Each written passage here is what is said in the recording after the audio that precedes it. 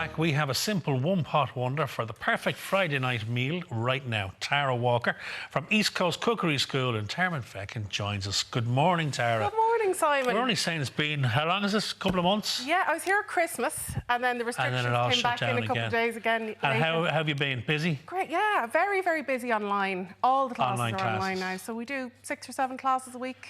Really? Yeah, it's great. And I actually think people are really enjoying it because they're cooking in their own houses. Yeah, yeah. So they're getting a better kind of feel for the recipes and it's more practical for them, really. You know exactly. Well, you know where all your pots and pans and your bits are. Exactly. And if someone's missing an ingredient or a piece of equipment, I can kind of guide them through it and then they're not, you know, kind of, you know, stuck then, you know. Tell us what you have on the menu for my breakfast, everybody else's dinner. So we have a lovely one-pot Greek chicken and orzo. Lovely and fresh. It's actually a great little dish for kind of balancing because it kind of straddles like winter warmer, but also nice and light. So it's a kind of, it's a dish for all seasons. Exactly, yeah. So I just have some chicken thighs here. Okay. And I'm just coating them in a little mixture of flour and smoked paprika and garlic granules, a little bit of salt and pepper. And have you taken them off the bone or just the butcher for boneless slices? Yes, and they're cut into bite-sized pieces. Now, they don't have to be bite-sized pieces just because we don't have as much time in the slot today. I have them in bite-sized pieces, just easier. So here I have a good oven-proof dish with a lid on it, like a casserole or whatever, and some rapeseed oil. Now, obviously, they would use olive oil in that part of the world, but for us, I like using an Irish product. So we're going to start it here and finish in the oven. Exactly. Or you can finish on the hob, whichever suits you better. So let's get a good sizzle on that. So it's important that your pan is hot so that we get a bit of caramelisation there. And just pop the chicken. Don't just bung it all in because it won't all be in contact with the pan and you want to get that little bit of caramelisation on the outside and also sear in all the nice juices. Is this a cuisine that you will cook often? Do you like the Greek flavours? I love Mediterranean food, I have to say. And I was lucky enough to get to Greece, about 5 years ago now. And everything was so fresh and light. I really loved that about it. I just thought it was so tasty, but also filling as well. You know, it's not heavy at all. Because we'd be familiar with Feta cheese, which is probably the poster ingredient for Greece. Exactly, and I'm going to actually garnish this with a little bit of Feta cheese as well now in a minute. Love it. So, look, once you have, because we're just short in time, normally we give this a bit more time on both sides and take it off onto a plate. But what I'm going to do, because we don't have time to do that, because that would take about 5 minutes, that job. And you're just looking to get a bit of colour on the chicken, is it? A bit of colour and keep all those juices in. So I'm just moving it all to one side and I'm popping my onions in, a little pinch of salt. And again, ordinarily, take a little bit more time about this. Just give it a few minutes there to caramelise nicely. Next up then, we have some garlic. Gorgeous. Some fresh garlic. So I have garlic granules in the little coating for the chicken. And then I also have fresh garlic here as well. What else was in that coating? Was there, it looked like paprika? And just some salt then. So now I have some dried oregano going in. Ah, the flavours of Greece. Exactly, exactly. And I brought some fresh oregano. I picked it at 5 o'clock this morning in the garden, so it's just a lovely fragrance, but I actually love the dried in here. The dried has a bit more flavour in this type of situation where we're going to kind of stew it for a little bit. Next up then, some dried chilli flakes. Easy on the chilli now, Tara. Remember my constitution? You're not a big chilli person, And then let all those flakes. Oh, the chilli gives you a little morning. So, of course, depending on whether you like it hot or not, you can adjust that amount of chilli. It's only a 1/4 teaspoon or so, though, for the whole dish, which easily feeds 4 people, if not 6. So it's not too much. And then give that a nice stir around. Lovely. Next up, then, deglaze with a nice glass of white wine.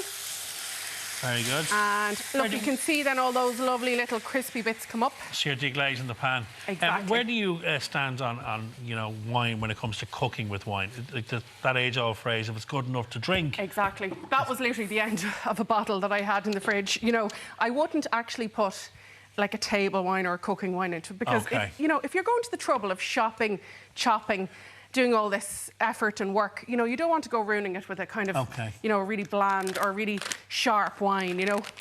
Next up, Orzo, and I love Orzo. I've never used this, Tara. Yeah, well, you know the way in lockdown everybody else was going sourdough and banana bread. I was going Orzo. That was what I was into. So I've been playing around with it so much. It's like a really small grain of pasta But, well, it looks like a grain of rice, but it's actually pasta. Okay. So it's absolutely lovely. And I've been doing lots of dishes with it over lockdown, between, prawns with feta, which is a real, and orzo, which is a real kind of Greek-style dish. And there's just a little bit of stock gone in, chicken or vegetable stock. Gorgeous. And then you're going to bubble that up and pop it into the oven. Okay, so how long do we need to...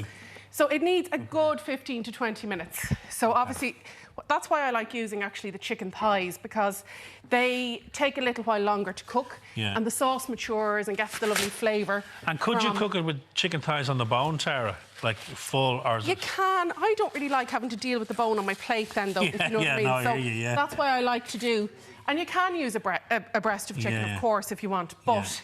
I think you get much better flavour, and then the chicken's giving the sauce the lovely flavour there as well. And it's ready to eat. Exactly, yeah. So we cook it at what temperature, Tara? So you can leave it on the hob, whichever you prefer, or you can pop it into the oven. I've popped this one into the oven. Whoops. So about 20 minutes, Tara? Yeah, about 15 to 20 minutes, lovely. So the lid just slid off on me there. Look. And I see you've garnished that with a bit of paprika as well, have you? Yeah, so I've a little bit of paprika there, and then I'm going to pop all my other nice garnishes on it now. Gorge. So I have some lovely Kalamata olives. Oh. Which are from Greece. Very good. I once passed the sign to Kalamata. I didn't get to Kalamata. Did you buy some olives while you were there? Yeah. And they're gorgeous. They're really meaty olives, I have to say. I love them. And then the feta. Exactly. And I'm just going to roughly chop it. Really, it's for crumbling. I love the fact that the likes of feta cheese is so widely available. There's so much good produce out there. Practically every time I go to the supermarket, I buy halloumi, which is Cypriot cheese, and then a little bit of feta, even if I don't really know exactly when I'm going to use it. Because it's and then you eventually see the halloumi and you go, I'll just cut it up and slice it and fry it. Exactly, it's gorgeous. It's a great little starter. Oh, absolutely gorgeous. I did it with some griddled asparagus actually the other day, and it was really, really nice that way. And then some nice lemons. Lemons are essential, because they give a lovely freshness to things. Beautiful. And then I have some nice herbs. So, I mean, start to finish, you're no more than a half an hour there, really, are you? Exactly. It's definitely a one-pot wonder, but what I like, as I was saying, it's a real kind of... I don't know, it has that stewy vibe to it, but it's very light. So it's great for a summer's day, but it's also great for a kind of grey day like today, Okay, and then some fresh oregano. Yeah, fresh oregano, thyme, parsley, and then just because I saw it there when I was getting the herbs this morning, I have a bit of fennel, because dill would be very popular in Greek cuisine as well. Okay. So and dill you'd normally associate with a fish, wouldn't you? Yeah, depending on where. I suppose dill up in Scandinavia is very associated with like a gravlax or whatever, Right, well, if you want to give me a big soup ladle, I'll chuck into that. That looks amazing, Tara. Thank you very much. You're very welcome. Can't wait to taste it. Full recipe are, of course, up on our website. Or, of course, you can check out more about Tara's classes on eastcoastcookeryschool.ie. Thank you, Tara.